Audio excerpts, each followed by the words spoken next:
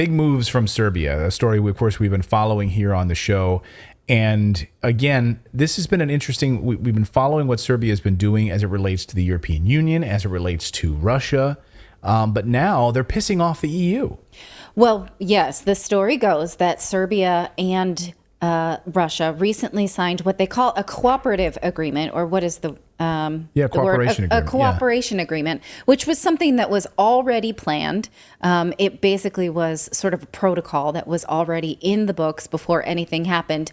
But now the United Nations and the European Union, and specifically the United States, say they have serious questions about this.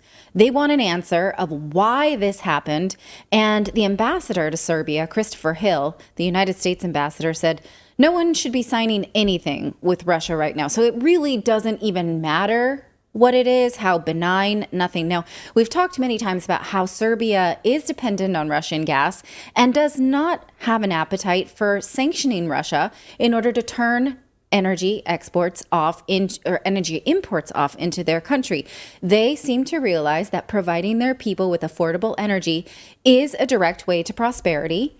And all sorts of like really desirable markers come out of prosperity, like increased health, increased GDP, increased education, right? So they do not want to get involved in this war. But Prime Minister Vučić has said many times, this is really tricky because we don't want to blow up our relationship with the European Union. We have so many businesses, so many people who live here and sort of straddle both worlds. They need easy access to both Serbia and the European Union. But they really are not, to use an expression that my sister uses, they're not feeling it. Well, also, the reason the United States, the United Nations is pissed, the United States included in really driving a lot of this narrative with NATO against Serbia is, Serbia and Russia signed this agreement like outside of the UN General Assembly. Like they did it kind of like in a side room. Basically, there's Sergei Lavrov, and there is the Serbian ambassador Nikola Selakovic, and the plan of consultations with their Russian counterpart.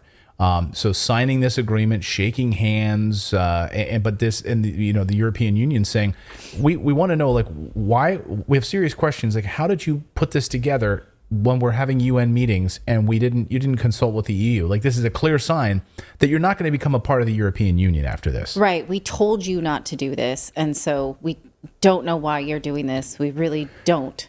I don't understand though. Again, we saw this in Italy, of course, with the election over the past 24 hours, where you have a prime minister, you have a president saying that I am going to stand up for my people. I'm going to support my people. I'm going to, I'm going to create, in the case of Serbia, I'm going to iron out gas contracts with Russia to take care of my own people during the winter. And we have a hard time with that. Yeah, I mean, we have no problem making other people's business our business. And even if it, it's like you can't put your own country first, no matter what. Christopher Hill, the U.S. ambassador to Serbia, released a statement saying, on the issue right now, we have to remember we are facing a war of aggression by Russia. And basically, we all have to now, like, it's basically like, look, this ambassador is living in Serbia and he's telling them what to do. This is what the United States wants you to do. Stop doing these things. Don't be seen talking to them. Don't be seen signing anything to them. Don't be seen buying their oil, right? It's like they're really putting out these strongly worded statements saying, I told you not to do this, even though the ambassador is in a country sort of as a guest, right? But telling them comfortably what to do. Well, we saw the European Union. Of course, we saw Ursula von der Leyen coming out with her statements over the past few days saying that, if Italians vote a certain way, we have certain tools at our disposal to make sure that we will force you one way or the other, Italy, the same way that we did with Hungary, the same way that we did with Poland. Now, we're even though you're not a member of the EU, you want to be a member of the EU, don't you, Serbia? So you're going to fall in lockstep with us on ESG regulations, on Russian sanctions. You're going to do all of those things. Here are some tweets I saw this afternoon on this question. Tony Samuel says, Serbs, this is shameful. Slapping, they say, hey, don't make this agreement with Putin. Don't make this agreement with Russia. Pete, the northern lad, says, Serbs, you'll never get in or allowed into the European Union after this. They're not going to be able to download Spark email app now. Here's Pia Klemninson. Serbia is showing that they don't want to join the EU. Well, I think it's more nuanced than that. I think that if they had their druthers, they would sort of put up a middle finger and say, I'm not playing politics this way. I don't want what's happening to the Maldives or Poland or any, I don't want that. But I don't feel like they really feel like they have the freedom to make that choice at this point, because they realize that where they are located geographically means that they still have to play nice with their neighbors.